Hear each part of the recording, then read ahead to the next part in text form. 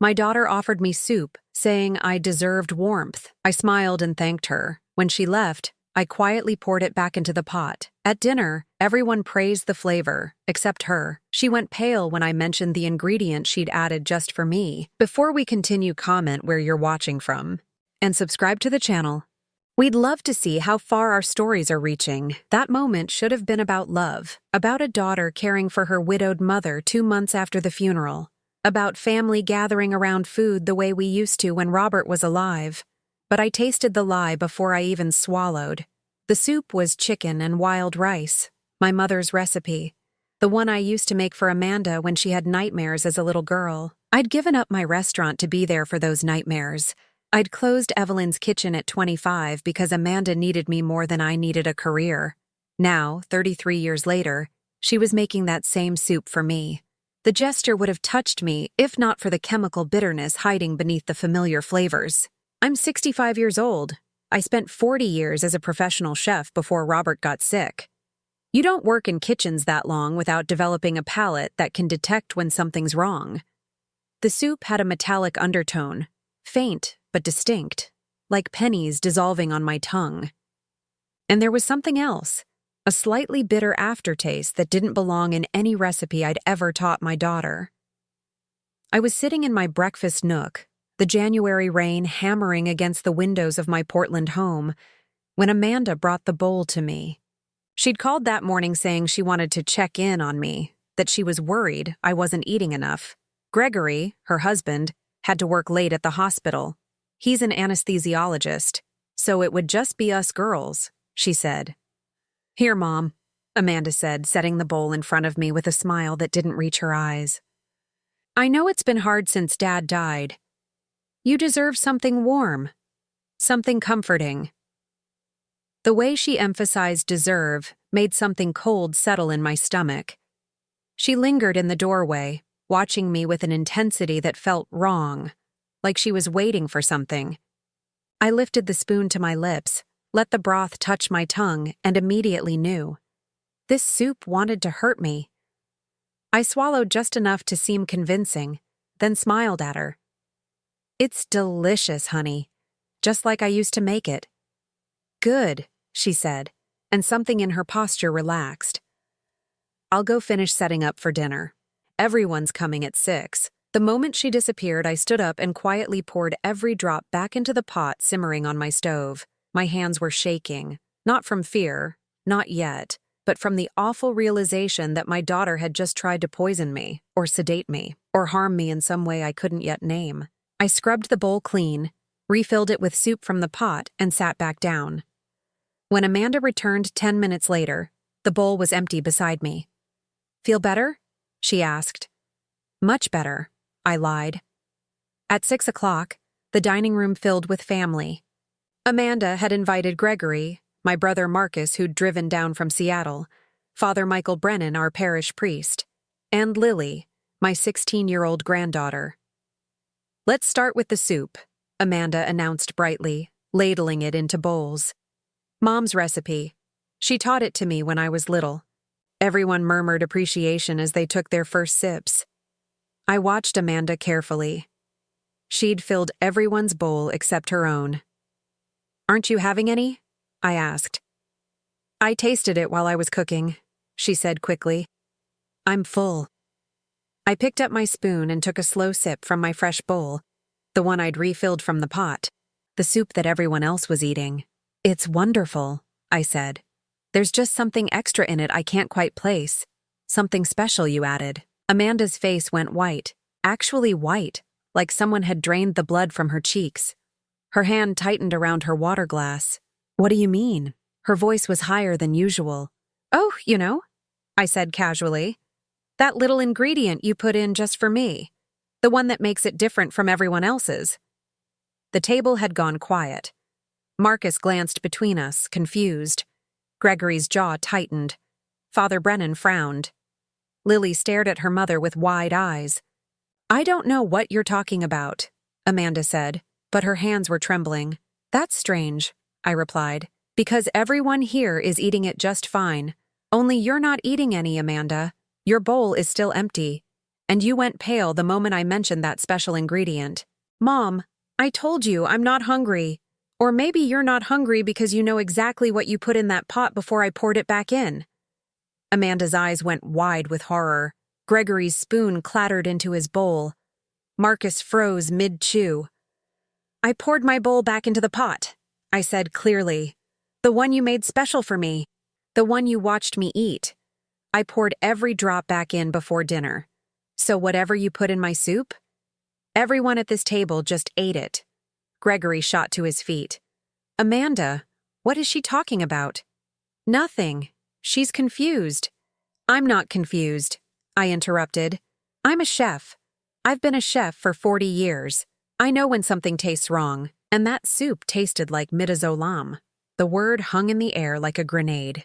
Midazolam is a sedative, a benzodiazepine, the kind of drug an anesthesiologist would have access to. Grandma, Lily said suddenly, her voice small, I need to tell you something. Everyone turned to look at her. My granddaughter's hands were shaking, her eyes filling with tears. Earlier today, when Mom was cooking, Lily swallowed hard. I saw her take something out of Dad's medical bag. She said it was vitamins, that you needed vitamins because you weren't eating enough. But it looked like the stuff Dad uses at the hospital. The little vial things. And when she poured it into your soup bowl, she made me promise not to tell anyone because it was supposed to be a surprise. The silence that followed was suffocating. Gregory turned to his wife, and I saw something die in his eyes. Marcus set down his spoon very carefully. Father Brennan stood up, murmuring something about needing air. Amanda looked at me with naked hatred. Not shame, not remorse. Hatred. You weren't supposed to figure it out, she said flatly. And that's when I knew. This wasn't a mistake. This was calculated, premeditated. My daughter had tried to drug me, and she wasn't sorry. She was angry that I'd survived. Why? I asked, though I already suspected the answer. Robert's will had left me everything. The house worth $620,000, the restaurant property worth $890,000. Amanda and Gregory had been living beyond their means for years. They needed money. They needed me gone. Amanda didn't answer. Instead, she stood up, her chair scraping loudly. Gregory grabbed her arm, but she yanked free and walked out. I heard her heels clicking down the hallway, then the sound of the front door slamming. After they all left, Marcus reluctant, Father Brennan uncomfortable, Lily clinging to me, I sat alone in the dining room. The soup had gone cold. I thought about the years I'd sacrificed for Amanda, the restaurant I'd closed, the 3 jobs I'd worked simultaneously to pay for her Northwestern University tuition. $87,000 between 2002 and 2006. I'd sold my car. I'd taken out loans I was still paying off. And when Robert got cancer, Amanda had visited twice in 18 months. Now she wanted me dead. My phone buzzed. A text from an unknown number. You should have just taken the soup and gone to sleep, Mom. I stared at the message, then screenshotted it. Outside, a car engine started. Gregory's black Mercedes idling in my driveway. They weren't leaving. They were watching. I closed the curtains and thought about everything I was about to take back. I didn't sleep that night. Every creak of the house sounded like footsteps. Every gust of wind against the windows felt like someone testing the locks. Gregory's Mercedes had finally left at 3:47 a.m., but I knew they'd be back. At 7:15 a.m., my phone rang. Unknown number. Mrs. Harper? A woman's voice, chipper and professional. This is Jennifer from Dr. Caldwell's office. I'm calling to confirm your neurological evaluation tomorrow at 9 a.m. We have you down for a comprehensive assessment. My blood went cold. I didn't schedule any evaluation. Oh, a pause. According to our records, your daughter Amanda made the appointment on your behalf. She indicated you've been experiencing some confusion since your husband's passing and requested an expedited assessment. Cancel it. Mrs. Harper, I understand this might feel overwhelming, but cancel the appointment. I hung up. My hands were shaking again. They were moving faster than I'd anticipated. An expedited neurological evaluation meant Amanda had convinced some doctor I was mentally incompetent.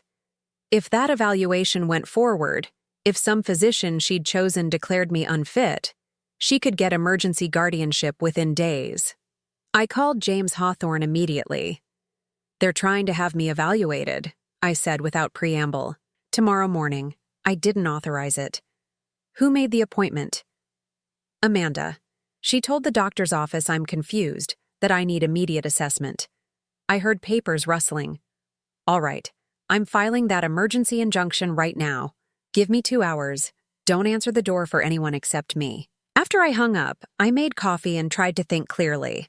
Amanda wasn't acting alone. This level of coordination, the soup, the evaluation appointment, the text message from a burner phone, required planning and help. I opened my laptop and started searching. Dr. Martin Caldwell, neuropsychologist. His website showed a professional headshot. Credentials from Johns Hopkins, testimonials from grateful families. And buried in his bio, Dr. Caldwell frequently consults on capacity evaluations for elder care facilities and family court proceedings. He specialized in declaring old people incompetent. I kept digging. Found a 2019 article in Portland Monthly about contested guardianships, featuring Dr. Caldwell's testimony in 3 cases. In all 3, adult children had gained control of their parents' estates after Caldwell's evaluations. In all 3, the parents had later died in nursing homes within 18 months. My stomach turned. A knock at the door made me jump. I checked the security camera feed. Marcus stood on my porch, holding a paper bag. "Evelyn?" he called. "I brought bagels. We need to talk." I didn't move. "I know you're home. Your car's in the driveway. Please, 5 minutes." Against my better judgment, I opened the door. Marcus looked tired, older than his 67 years. We'd been close once before his wife died and he'd retreated into himself. "What do you want, Marcus?" He held up the bag. "Peace offering and an apology. What happened last night was, I don't even have words for it." I stepped aside to let him in. He set the bagels on the kitchen counter and turned to face me. "Amanda called me this morning," he said. "She's very concerned about you. I'm sure she is. She says you've been acting erratically since Robert died, that you accused her of trying to poison you in front of everyone, that you're not sleeping, that you're paranoid. Did she tell you about the midazolam in the soup?" Marcus shifted uncomfortably. "She says you imagined that. That grief is making you see conspiracies where there aren't any. And what do you think?" He was quiet for a long moment. "I think you've been through hell. Losing Robert, being alone in this big house. I think it's possible you're not thinking clearly. So you believe her. I believe you're suffering, Evelyn, and I believe Amanda wants to help you. By drugging me? By getting you professional support. There's no shame in needing help. After Sarah died, I needed help too." I studied my brother's face. He genuinely believed what he was saying. Amanda had gotten to him first, framed the narrative, cast herself as the concerned daughter and me as the delusional widow. "Marcus, do you know Amanda and Gregory are 4 months behind on their mortgage? That they owe $127,000 and the bank is threatening foreclosure?" He blinked. I didn't know the amount, but Amanda mentioned they were going through a rough patch financially. "And do you know what I'm worth? This house, the restaurant property, our savings? That's not my business. $1.5 million, Marcus. That's what Amanda stands to inherit when I die. That's what she gets if she can have me declared incompetent and gain control of my estate. Evelyn, that's a terrible thing to say about your own daughter. It's the truth, and you're helping her whether you realize it or not." Marcus picked up the bagel bag. "I came here to help you, to convince you to see Dr. Caldwell tomorrow, to get the support you clearly need. But I can see I'm wasting my time. Did Amanda ask you to come here? To convince me?" His silence was answer enough. "Get out of my house, Marcus. You're making a mistake. Then I'll make it alone." After he left, I sat at my kitchen table and felt the full weight of my isolation. My daughter wanted me dead or incapacitated. My brother believed her lies. Father Brennan, who'd known me for 15 years, had witnessed the confrontation and said nothing in my defense. The only person who'd stood up for me was Lily, a 16-year-old girl who'd risked her mother's anger to tell the truth. At 9:30 a.m., the James Hawthorne called back. "I got the injunction. Emergency hearing is at 2 p.m. today. Judge Morrison agreed to see us immediately given the circumstances. Any evaluation of your mental capacity must now be conducted by an independent physician of the court's choosing, not someone Amanda selected. Thank you, James. There's something else. I had a paralegal do some digging. Dr. Caldwell has been paid $8,500 by Amanda in the last 2 weeks. Retainer fee for expert testimony. So she'd bought herself a doctor willing to declare me incompetent. The evaluation tomorrow was never about my mental health. It was about manufacturing evidence. I'm also filing a restraining order, James continued. Amanda won't be able to come within 500 feet of you or this property without risking arrest. She's going to escalate. Let her. The more she does, the more evidence we gather. Speaking of which, did you save that text message from last night? Screenshot. Backed up to the cloud. Good. Bring everything to the hearing. The soup sample, the lab report, the text, anything else you have. At noon, I drove to Patricia's house to pick up the official lab report. She handed me a sealed envelope with a grim expression. The lab tech who ran this test? She says midazolam at that concentration would have knocked you unconscious within 30 minutes, maybe stopped your breathing if you'd finished the whole bowl. Can she testify to that? If you need her to. But Evelyn, be careful. If your daughter was willing to do this once, she'll try again. I know. I drove home the long way, checking my mirrors constantly. No black Mercedes, no unfamiliar cars. But when I pulled into my driveway, I saw Amanda sitting on my porch steps. She stood up as I got out of the car. She looked composed, put together, the picture of a concerned daughter. Mom, we need to talk. I have a restraining order being filed against you right now. Leave. I'm still your daughter. You can't shut me out like this. You tried to drug me, Amanda. I was trying to help you sleep. You've been so anxious since Dad died. I thought a little something to help you relax. Midazolam isn't a sleep aid. It's a sedative they use before surgery. And you gave me enough to cause respiratory depression. Her mask slipped for just a second. I saw calculation in her eyes. A rapid recalibration of tactics. The lab report is wrong. Or contaminated. Or you're lying about what was in that soup. I have witnesses. Lily told everyone what she saw. Lily is 16 and confused. She misunderstood what she saw. Did she misunderstand you taking medication from Gregory's bag? Did she misunderstand you pouring it into my soup? Amanda stepped closer. You're going to regret this, Mom. You're going to regret making me the villain when all I've ever done is try to take care of you. By stealing my house? By planning to have me declared incompetent? You're not competent. Look at you. You're paranoid, aggressive, making wild accusations.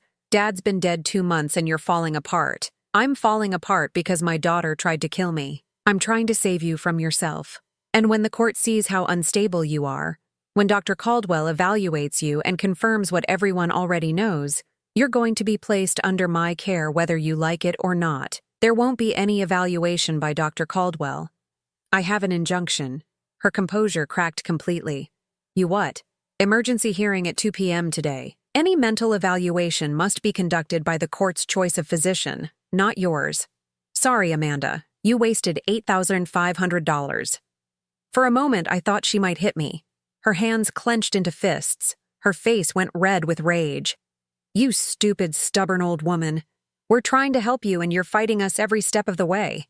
Fine. You want to play it this way? We'll play it this way. She turned and walked to her car. Not Gregory's Mercedes, but her own silver Lexus. Before she got in, she looked back at me. You're alone, Mom. No family, no friends. Just you in that big house with all your money. Hope it keeps you warm at night. She drove away fast enough to leave tire marks on my driveway. I went inside, locked every door and window, and checked the security camera feeds obsessively until it was time to leave for court. The hearing lasted 90 minutes. Judge Morrison was a stern woman in her 60s who listened to James's presentation without interruption. When he finished, she reviewed the evidence, the lab report, the text message, Lily's statement which James had taken that morning, the proof of Amanda's payment to Dr. Caldwell. Mrs. Harper, the judge said finally, do you understand what your daughter attempted to do? Yes, Your Honor. And you're seeking protection from further attempts? I am. She signed the injunction and the restraining order. Mrs. Harper, I'm also ordering a welfare check by Adult Protective Services.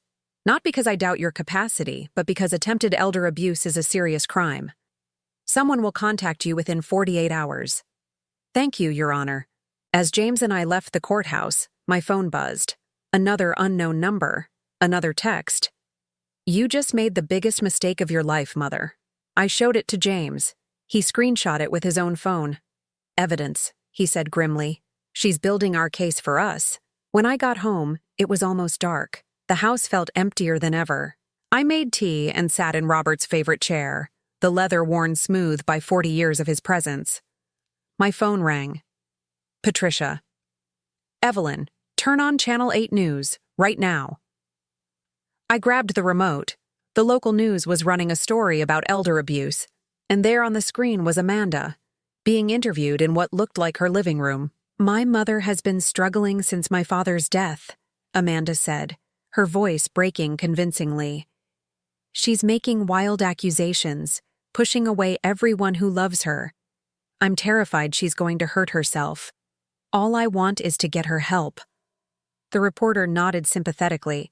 And she's refusing treatment? She's refusing everything. She's become paranoid, convinced that her own family is trying to harm her. It's heartbreaking. I stared at the screen in disbelief. She was creating a public narrative, making herself the victim, painting me as the delusional aggressor. My phone buzzed again. This time it was Lily calling from a number I didn't recognize. Grandma? Her voice was whisper quiet, frightened. I can't talk long. Mom took my phone. She knows I told you about the medical bag. She's so angry, Grandma. She said I betrayed the family. She said you're poisoning me against her. Lily, sweetheart, are you safe? I don't know. Dad's barely speaking to anyone. Mom's on the phone constantly. I heard her talking to Uncle Marcus and Father Brennan. They're planning something. Planning what? I couldn't hear all of it. But Grandma, I'm scared. The line went dead. I tried calling back. Number disconnected. I sat in the dark living room, watching the security feeds on my phone, and realized that Amanda was right about one thing. I was alone, but I wasn't helpless. Not yet. I didn't leave the house for 9 days. It wasn't fear that kept me inside. It was strategy. If Amanda wanted to paint me as mentally unstable, I'd give her exactly what she expected and document every second of her response.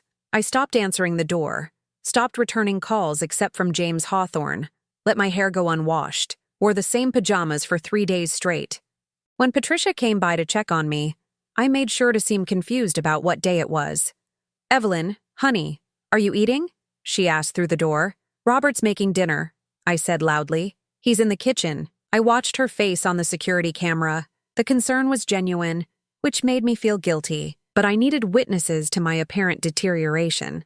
Amanda would hear about this within hours. She did. That afternoon, I got a call from Adult Protective Services. Mrs. Harper, this is Linda Chen from APS. We received a report that you might need assistance. Who reported it? I'm not at liberty to say, but the concern is that you're isolating yourself and may be experiencing cognitive decline. I'm fine. Just tired. Would you be willing to let me visit? Just a welfare check to make sure you're safe. I hesitated long enough to sound uncertain. I suppose that would be all right. She came the next morning. I'd made sure the house looked cluttered. Mail piled on the counter. Dishes in the sink. Curtains drawn. I answered the door in my bathrobe. Linda Chen was a kind-faced woman in her 40s who spent 30 minutes asking gentle questions about my daily routine, my medications, my support system. I answered most of them accurately, but threw in just enough confusion to seem concerning without appearing incompetent. Mrs. Harper, I'm going to recommend some in-home support services, she said finally. Just someone to check in on you a few times a week, help with meals and errands. That's not necessary. It's completely voluntary, but I think it might help you feel less alone. After she left, I showered properly for the first time in days and checked my email. There was a message from an account I didn't recognize. Library Bookworm 2024 Gmail. Calm Grandma, it's me. Mom took my phone and computer. I'm using the library. She's watching me constantly. She told Dad that you're getting worse, that the APS visit proves you can't take care of yourself. She's meeting with a lawyer tomorrow about emergency guardianship. Uncle Marcus is going with her. I don't know what to do. I'm scared. Love? Lily. My hands tightened on the phone. Emergency guardianship. If Amanda could convince a judge I was in immediate danger due to cognitive decline, she could get temporary control of my person and property within 48 hours. I called James immediately. They're going for emergency guardianship. Tomorrow. Based on what evidence? The APS visit. My apparent isolation. Marcus will testify I'm deteriorating. Probably Father Brennan, too. All right, I'm filing a preemptive motion. We'll request a full competency evaluation by the court's psychiatrist, not an emergency hearing based on hearsay. It'll slow them down. How much time will that buy me? 2 weeks? Maybe 3. Evelyn, are you actually okay? Because if you're struggling... I'm fine, James. I'm just playing their game better than they are. That night, I opened the freezer and pulled out the container of soup I'd saved. I took photographs of it from every angle, documented the label with the date, then called Patricia. I need that favor now. Can you test this soup? She came over at midnight, parking 2 houses down and walking through the backyards like we were teenagers sneaking out. Despite everything, I almost laughed. You know this is crazy, right? She said, taking the container. The soup or the situation? Both, but I'll make some calls. Give me 2 days. After she left, I sat in the dark and thought about what Amanda had said. You're alone, Mom. No family, no friends. She was wrong. I had Patricia. I had James. I had Lily, who was risking her mother's wrath to warn me. But Amanda had Marcus. She had Father Brennan. She had Gregory's medical credentials and Dr. Caldwell's testimony money could buy. She had the appearance of a concerned daughter trying to help her failing mother. At 2:17 a.m., my phone rang. Unknown number. I almost didn't answer, but something made me pick up. Hello? Breathing on the other end. Then Amanda's voice, low and cold. I know what you're doing. Playing crazy to make me look bad. It won't work. I'm not playing anything, Amanda. Yes, you are. You're faking this whole breakdown to get sympathy, but everyone sees through it. Marcus sees it. Father Brennan sees it. Even the APS woman wasn't fooled. Then why are you calling me at 2 a.m? To tell you it's not too late. You can still make this easy. Sign the power of attorney. Give me temporary guardianship voluntarily. We'll say it's for your own protection while you recover from grief. When you're feeling better, we can revisit it. And if I don't, then we do this the hard way. And trust me, Mom, you don't want that. Because the hard way means everyone finds out about your paranoid delusions, about how you accused your own daughter of poisoning you, about how you're seeing Dad in the kitchen making dinner when he's been dead for 2 months. My stomach turned.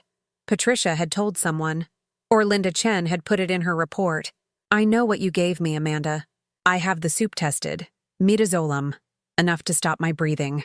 Silence. Then, prove it. I will. In court.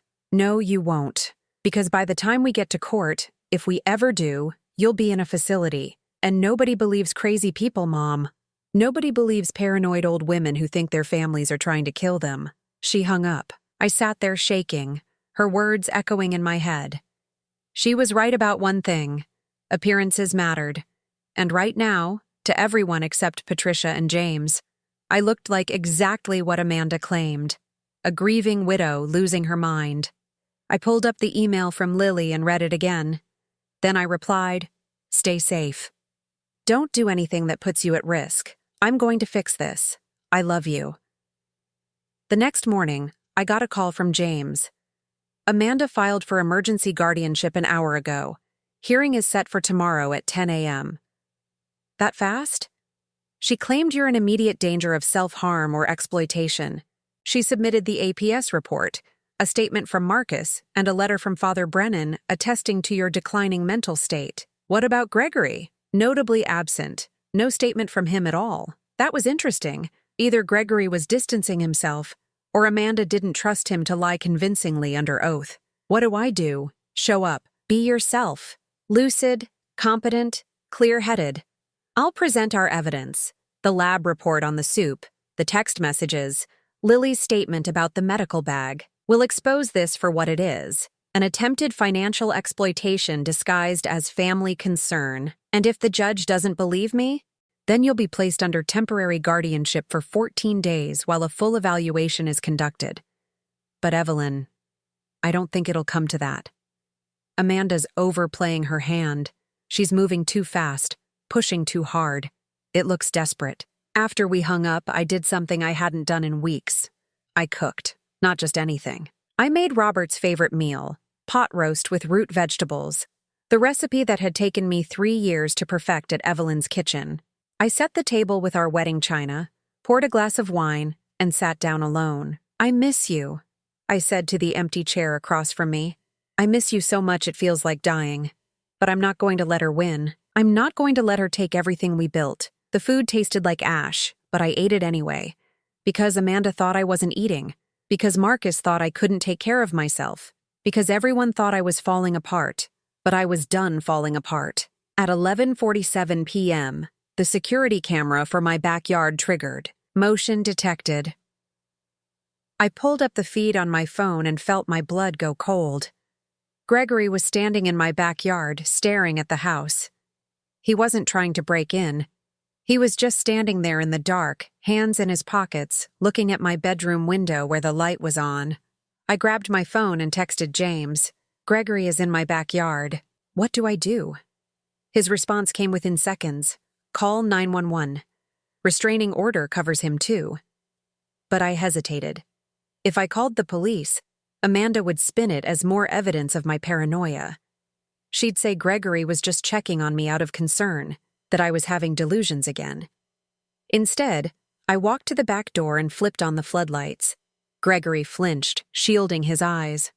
For a moment, we just stared at each other through the glass. Then he held up both hands in a gesture of surrender and backed away slowly.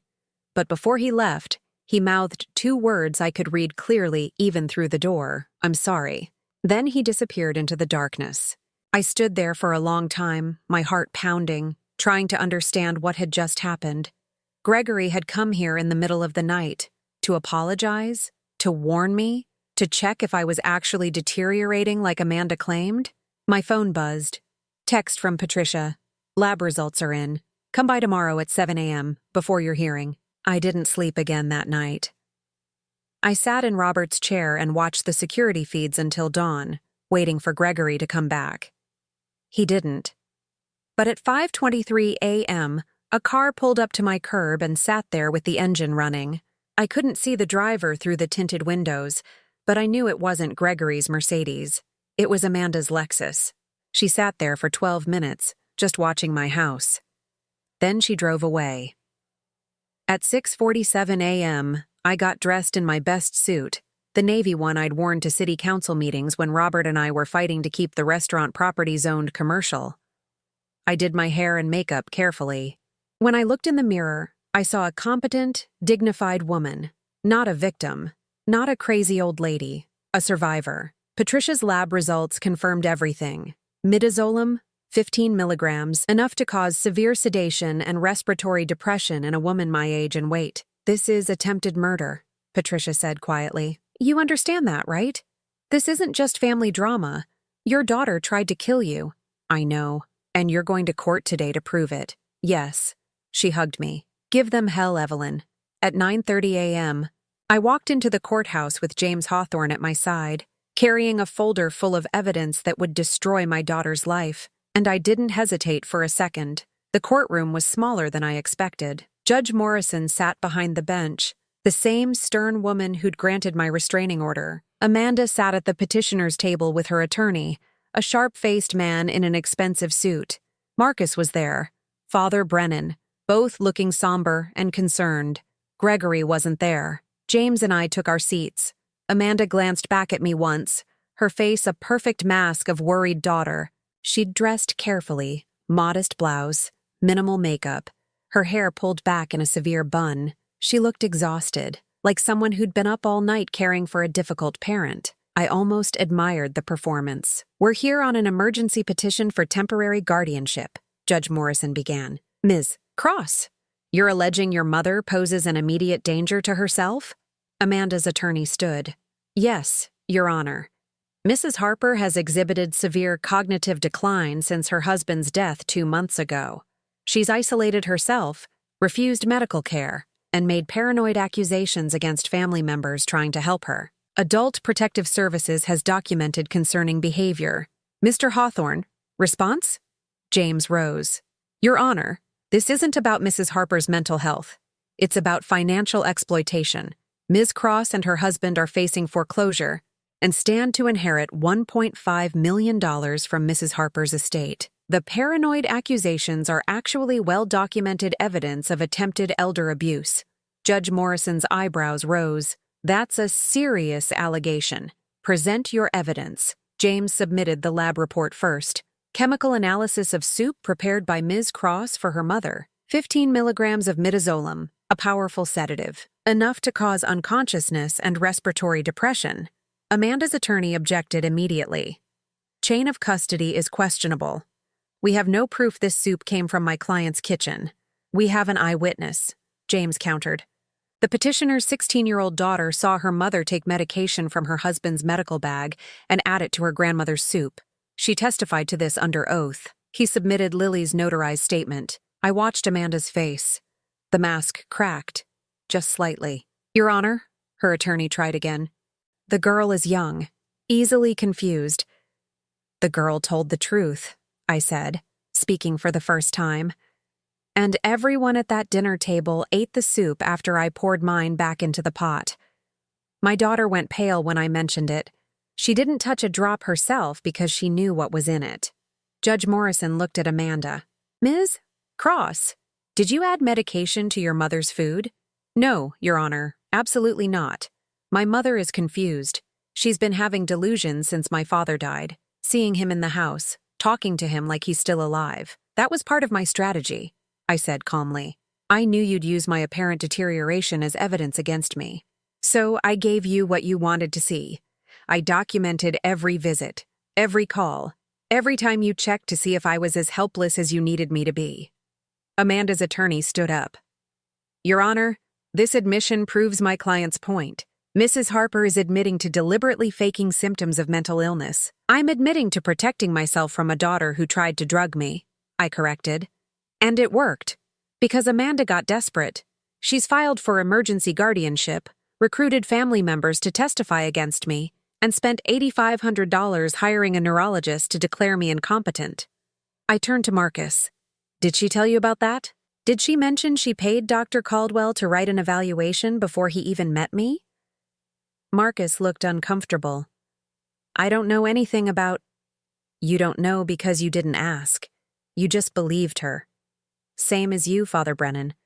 When did you stop caring about truth and start caring about appearances? Father Brennan shifted in his seat but said nothing. Judge Morrison held up her hand. Enough. Mr. Hawthorne, do you have additional evidence? Text messages from Ms. Cross threatening her mother. Security footage showing Ms. Cross surveilling Mrs. Harper's home at unusual hours. And this, a recorded phone call from 2 nights ago. I hadn't known James had recorded that call. But when he played it, Amanda's voice filled the courtroom. Nobody believes crazy people, Mom. Nobody believes paranoid old women who think their families are trying to kill them. The judge's expression hardened.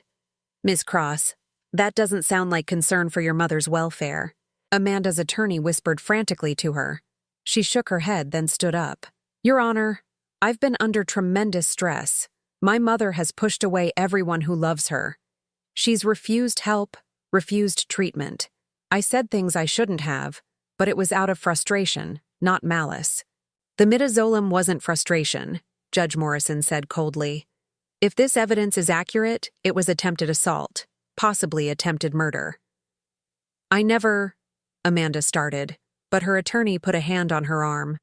Your Honor, he said smoothly, we'd like to request a continuance to review this new evidence. Denied. This is an emergency hearing. You claimed Mrs. Harper was in immediate danger. Instead, I'm seeing evidence that she was in danger from you. The judge looked at me. Mrs. Harper, do you feel safe in your home? I do now. I've installed security cameras, changed my locks, and I have a restraining order against my daughter. Good. The petition for emergency guardianship is denied. Furthermore, I'm referring this matter to the district attorney's office for potential criminal charges. She looked at Amanda. Ms. Cross, You're to have no contact with your mother. Violation of the existing restraining order will result in immediate arrest. We're adjourned." The gavel came down. Amanda sat frozen as her attorney gathered papers. Marcus looked stricken. Father Brennan slipped out a side door without meeting my eyes. James leaned over to me. "You did it." But I didn't feel victorious. I felt hollow. Outside the courthouse, Marcus caught up with me. "Evelyn, I didn't know. I swear, I thought she was trying to help you. You didn't want to know, Marcus. There's a difference. What do I do now? Go home. Think about why you believed her so easily. And maybe ask yourself what Sarah would think of the man you've become." I left him standing there. James drove me home. On the way, he got a call from the DA's office. They were opening an investigation into Amanda for attempted elder abuse and assault with intent to harm. "They'll want to interview you," James said, "and Lily. And they'll probably want to question Gregory about the midazolam. Will they arrest Amanda? Depends on what Gregory says. If he testifies she stole it from his bag without his knowledge, maybe not immediately. If he admits he knew, they're both looking at felony charges." When I got home, I made tea and sat in the kitchen, exhausted. My phone buzzed. Email from Lily's library account. "Grandma, Mom came home crying. She won't talk to anyone. Dad left. Just packed a bag and drove away. I don't know what's happening." I called James immediately. "Gregory left. Lily says he packed up and drove off. Smart man. He's probably getting a lawyer. Should I be worried? About Gregory? No. He's protecting himself now, which means he's less likely to do anything stupid. About Amanda? Yes, she just lost everything. The guardianship petition, her credibility, possibly her marriage. Desperate people do desperate things. That night I couldn't sleep.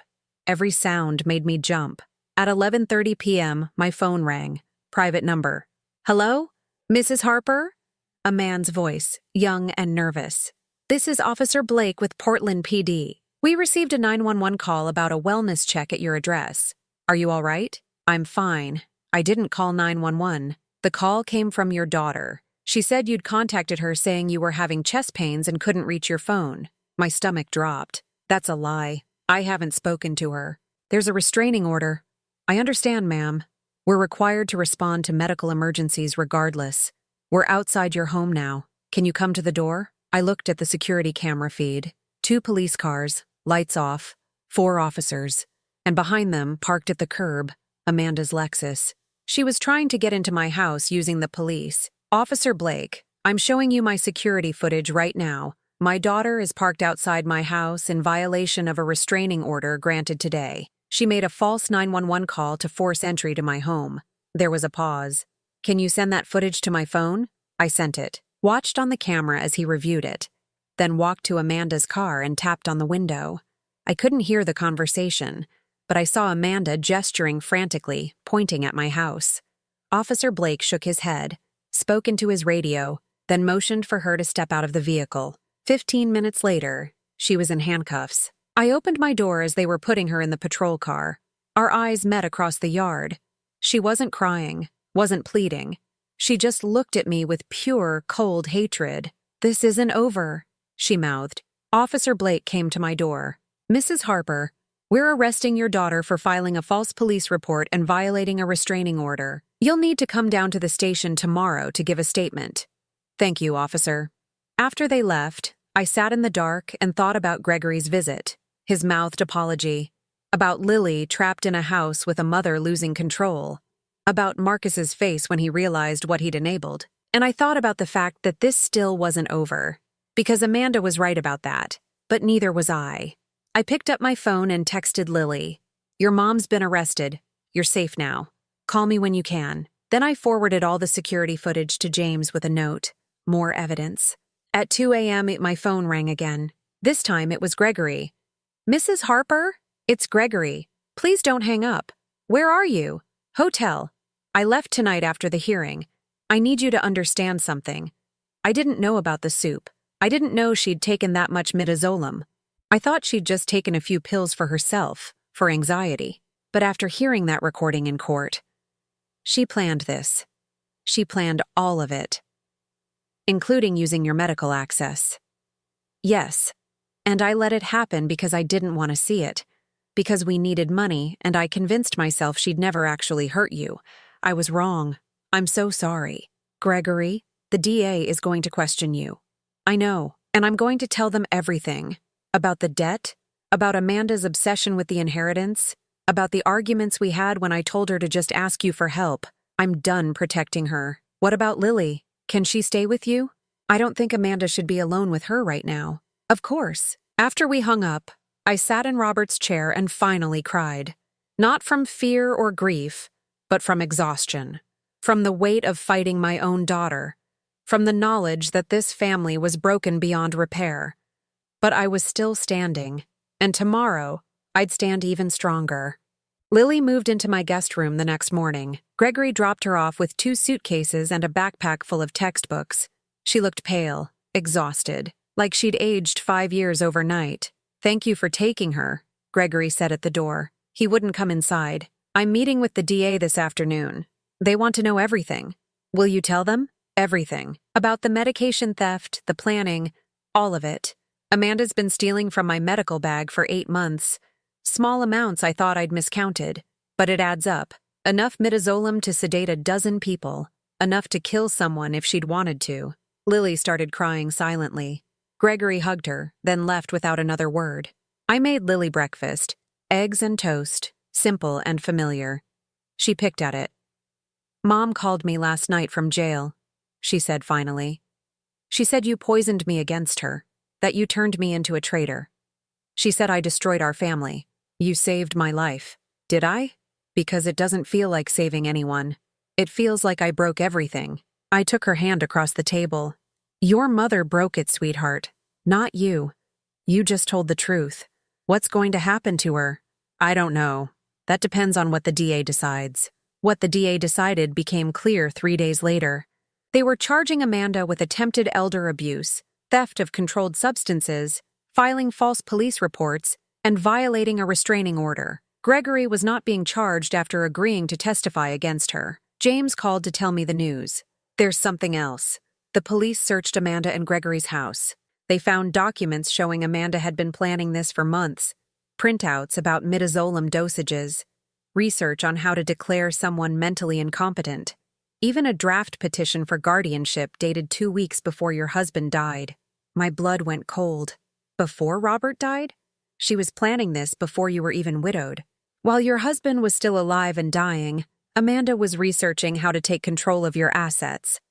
I hung up and sat in silence for a long time. Lily found me there an hour later. Grandma? Are you okay? Your mother started planning to steal from me while your grandfather was dying. While I was sleeping at the hospital, holding his hand, she was plotting. Lily sat down beside me. I found something in her desk drawer before I left. I wasn't snooping, I was looking for stamps, and she pulled a folded paper from her pocket. I think you should read it. It was a handwritten note, Amanda's looping cursive, mother's assets, house, $620K, restaurant property, $890K, savings, $150K, total, $166M. After debts paid, $1,4M, split with Marcus, 10% finder's fee, $126M remaining. Enough to save house, pay off cards, start over. Timeline, 6 to 8 months after Dad dies. Method, gradual decline, medical intervention, guardianship. Key, make it look like we're helping her. I stared at the paper. She wrote this down, like a business plan. There's more on the back. I flipped it over. Potential obstacles. Dad's stubbornness. Lily's attachment to Grandma. Need Gregory's cooperation for medical angle. Father B might help if approached correctly. He owes us for the church donation. Marcus desperate enough to agree to anything. Father Brennan owes them? I asked. Lily nodded. Mom gave the church $8,000 last year. She kept saying Father B would remember that when we needed him. So Amanda had bought herself a priest to testify against me. And Marcus, desperate, grieving Marcus, had agreed to betray his own sister for 10% of my estate, $140,000 for his cooperation. I called James and read him the note. This is premeditation. This makes it conspiracy. Can you file charges against Marcus and Father Brennan? Marcus, yes. Conspiracy to commit elder abuse. Father Brennan. Depends on what he actually did versus what he agreed to think about doing. But I'll talk to the DA. The next week was a blur of police interviews, DA meetings, and preparations for Amanda's arraignment. Gregory testified for 6 hours, detailing every conversation, every stolen medication, every lie. His medical license was suspended pending investigation. He'd failed to secure controlled substances and hadn't reported the theft. Marcus came to my house unannounced, looking destroyed. The DA wants to talk to me about conspiracy charges. Evelyn, I didn't know she was actually going to hurt you. I thought it was just financial planning. You thought stealing my estate while I was still alive was just financial planning? She said you'd be happier in assisted living, that you were lonely, that you couldn't manage the house anymore. She made it sound like we were helping you for 10% of my assets. He flinched. I have debts. Since Sarah died, I've been drowning. Amanda offered me a way out. By betraying me? I'm sorry. I'm so sorry, Evelyn. I'll tell the DA everything. I'll cooperate completely. But please, I'm your brother. I'm the only family you have left besides Lily. You stopped being my family when you agreed to steal from me. Get out of my house. After he left, Lily hugged me while I cried. Not for Marcus. He'd made his choice. But for the family we'd once been, before money and greed had poisoned everything. Father Brennan was quieter. The church conducted an internal investigation and found he'd accepted $8,000 from Amanda specifically before agreeing to testify about my mental state. He was placed on administrative leave, pending a fuller audit of church finances. He sent me a letter. Evelyn, I have failed you and failed God. I let myself be bought for the price of a new church roof. I told myself I was helping a family in crisis, but I was only helping myself. I ask not for forgiveness, but for you to know that I will spend the rest of my life trying to atone. I burned the letter. Amanda's arraignment came 6 weeks after her arrest. I sat in the courtroom with Lily beside me, Gregory 2 rows back, and watched my daughter plead not guilty to all charges. She looked thin, drawn. Her expensive clothes were gone, replaced by an orange jumpsuit. Her hair, always perfectly styled, hung limp and unwashed. When she looked at me, I saw something I'd never seen before in her eyes: defeat, but also calculation. She was planning something even now. After the hearing, her public defender approached James. My client wants to make a statement. She's willing to accept a plea deal if the DA will hear her out. The meeting happened 3 days later. Amanda sat across from me in a gray conference room, handcuffed to the table. The DA, James, and Amanda's attorney were there. Gregory had been asked to come but refused. Mom, Amanda said, her voice hoarse, I need to tell you something. All of this, the soup, the guardianship petition, everything. It was my idea. Only mine. Amanda, your attorney advises, the public defender started. I don't care. She needs to hear this. Amanda looked at me directly. Gregory didn't know. He suspected I was taking medication, but he didn't know what I was doing with it. Marcus thought we were just planning for your future care. Father Brennan thought he was counseling a concerned daughter. Everyone who helped me thought they were doing the right thing because I lied to them. I lied to everyone. Why are you saying this? I asked. Because Gregory is going to lose his medical license over this. Because Marcus might go to prison. Because I destroyed everything and everyone around me, and it's time to stop. She pulled a folded paper from her pocket. The guard must have approved it. I wrote this last night. It's a full confession, every detail. I'm submitting it to the court. The DA took the paper and scanned it. His eyebrows rose. Ms. Cross, this confession will guarantee prison time. You understand that? Yes. Your attorney strongly advises against. I'm doing it anyway. Amanda looked at me again. Mom, I don't expect forgiveness. I don't deserve it. But I need you to know that Gregory loved you. He tried to stop me.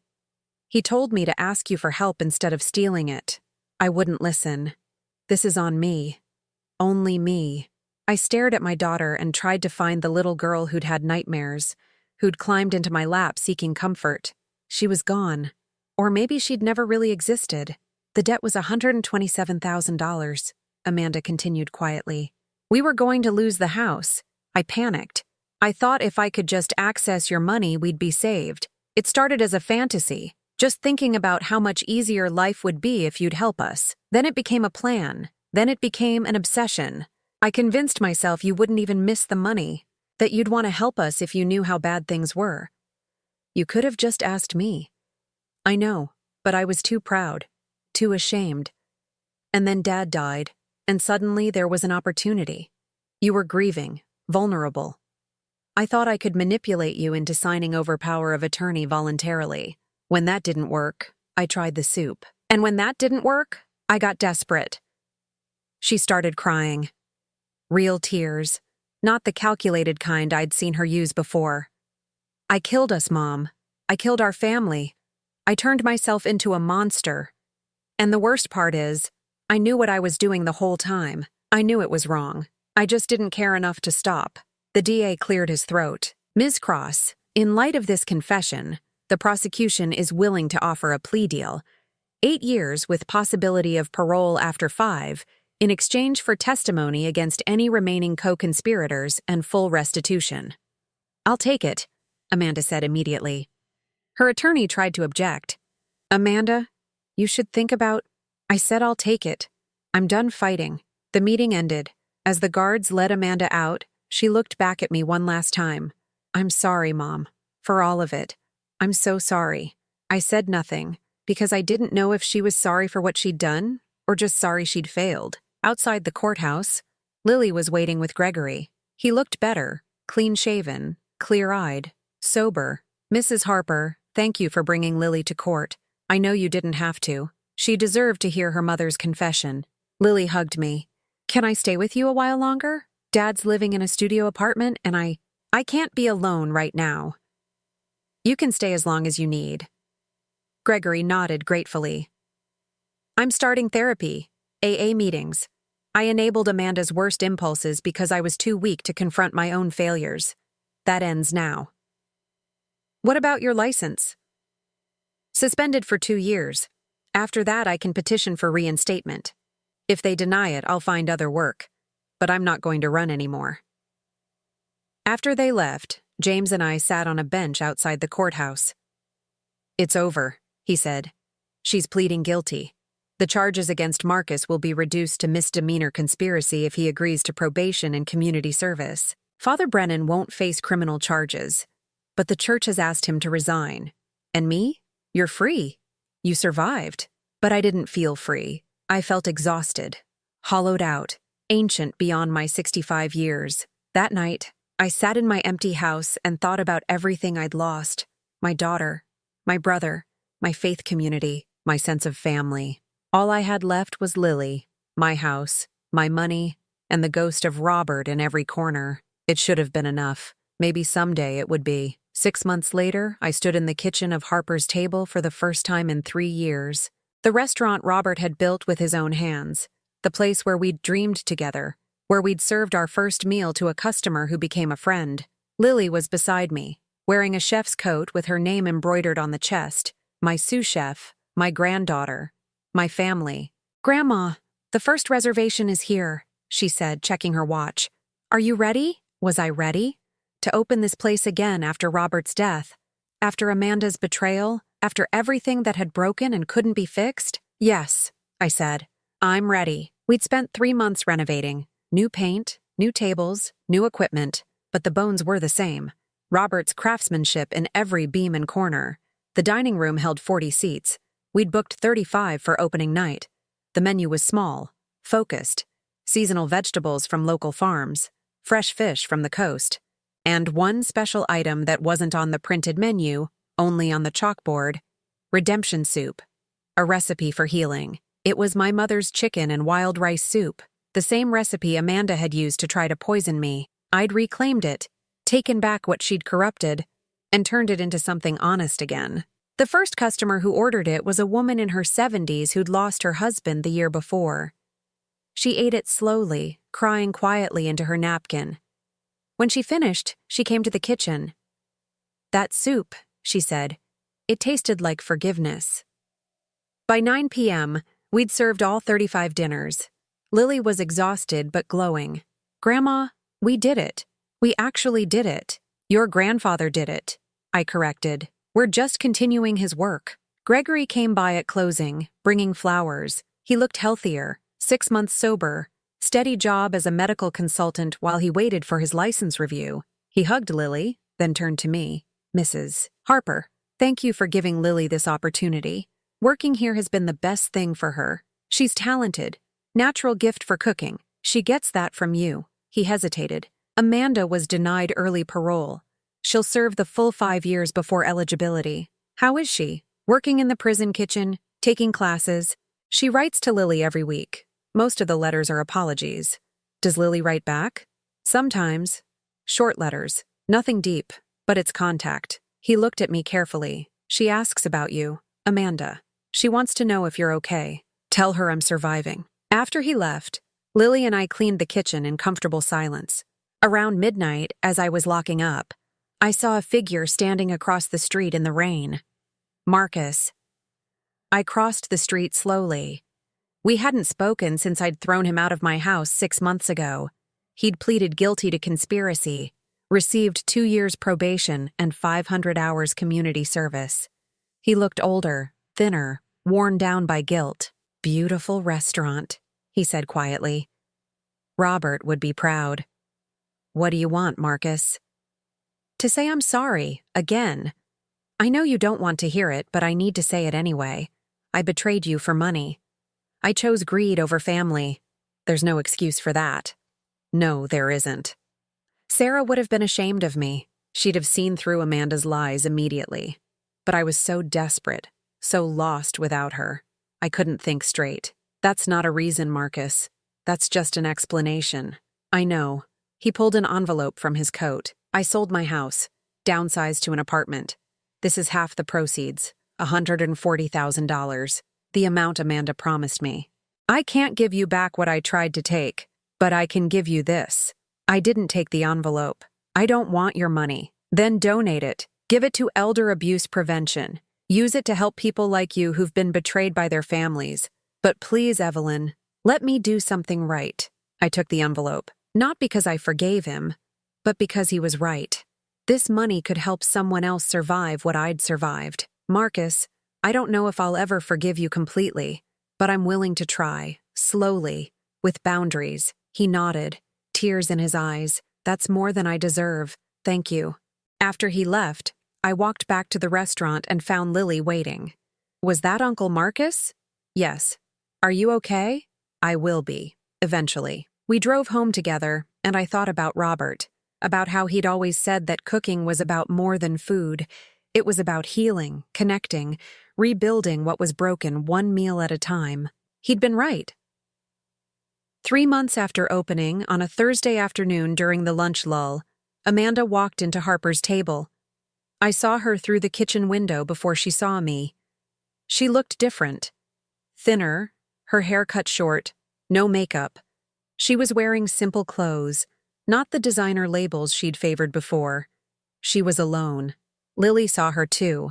Grandma, should I? No, I'll handle it. I walked out to the dining room. Amanda stood frozen when she saw me, her hand on the back of a chair. Mom, I didn't know you'd be here. I thought maybe just Lily. It's my restaurant. Right, of course, I'll go. Sit down, Amanda. She sat slowly, like she expected the chair to disappear beneath her. I brought her a menu, my hands steady even though my heart was racing. The soup, she said, pointing to the chalkboard. Redemption soup. That's Grandma's recipe. Yes, the one I ruined, the one I reclaimed. She looked up at me, and I saw real pain in her eyes. Not manipulation, not calculation, just raw, honest pain. Can I order it? I brought her a bowl myself, set it down in front of her, and sat across the table. We didn't speak. She picked up the spoon, tasted it, and immediately started crying. You used to make this when I had nightmares, when I was 7 and scared of everything. You'd sit with me and tell me stories until the fear went away. I remember. I forgot that. I forgot that you were that person. I only saw you as an obstacle to what I wanted. I forgot you were my mother. Amanda, let me finish, please. She wiped her eyes. I've had a lot of time to think about what I did, about why I did it. The therapist at the prison says I have unresolved trauma from Dad's workaholism, from feeling like I was never enough, from watching you sacrifice everything for me, and feeling guilty instead of grateful. That's not an excuse. No, it's not. But it's an explanation. And I'm trying to understand myself so I can actually change, not just apologize and repeat the same patterns. She took another spoonful of soup. This tastes like home, like safety, like everything I threw away. Do you understand what you took from me, Amanda? Not the money, not the house, but the ability to trust my own daughter, the belief that family meant something. Yes, I understand, and I can never give that back to you. All I can do is spend the rest of my life trying to earn a fraction of what I destroyed. We sat in silence while she finished the soup. Other customers came and went, but I stayed at that table with my daughter, watching her eat the meal that had once been meant to destroy me. When she finished, she looked up. Thank you for this, for the soup, for not turning me away. I almost did. I wouldn't have blamed you, but I didn't. Because I'm tired of hate, Amanda. I'm tired of anger. I'm tired of being at war with my own family. Does this mean you forgive me? I thought carefully before answering. It means I'm willing to start, to see if forgiveness is possible, but it will take time, years maybe, and it will never be the way it was before. I know, and you'll have to earn it, every single day, through actions, not words. I will. I promise. She stood up. I should go. Thank you for seeing me, for the soup, for this. As she turned to leave, I called after her. Amanda. She looked back. Come back next Thursday. Same time. We'll have lunch, just the two of us, and we'll see what happens. Her face transformed, hope, fragile and tentative, like a flower pushing through concrete. Really? Really? But if you're late, if you don't show, if you break this trust, there won't be another chance. I'll be here, I promise. After she left, Lily came out from the kitchen. Grandma, are you sure about this? No, but I'm sure that holding on to hate was killing me, and I'm sure your grandfather would want me to try. What if she hurts you again? Then I'll survive again. But maybe, just maybe, she won't. Maybe she's finally ready to be the daughter I always hoped she'd be. And if she's not, then I'll still have you. I'll still have this restaurant. I'll still have my life, my freedom, my strength. She can't take those things from me anymore. That night, I cooked alone in the quiet kitchen. I made Robert's pot roast, set the table for one, and ate in peaceful solitude. Through the window, I could see the city lights, the people passing by, the world continuing its endless motion. I thought about the woman I'd been 6 months ago. Terrified, isolated, fighting for survival. And I thought about the woman I was now, scarred but standing, broken but rebuilding, alone but not lonely. Amanda had tried to poison me with soup made from a recipe about comfort and healing. Instead, she'd taught me that I was stronger than I'd ever imagined, that I could survive betrayal and come out whole, that I could take what was meant to destroy me and transform it into something beautiful. The redemption soup wasn't just for customers who ordered it. It was for me. Proof that I'd survived, that I'd won, that I'd reclaimed my life from someone who'd tried to steal it. And whether Amanda showed up next Thursday or not, whether we ever rebuilt our relationship or not, I would be okay, because I'd already saved myself. I'm Evelyn Harper. I'm 66 years old. And I've learned that the best revenge isn't destruction. It's living well, cooking beautifully, and refusing to let anyone else's darkness extinguish your light. If you've lived through something similar, if someone you trusted tried to break you, I want you to know, you're stronger than you think. You can survive this. You can reclaim what was taken. You can rebuild. And someday, when you're ready, you might even be able to forgive. But first, you have to save yourself. What would you do if your own family betrayed you? Have you survived something similar? Share your story in the comments. You're not alone.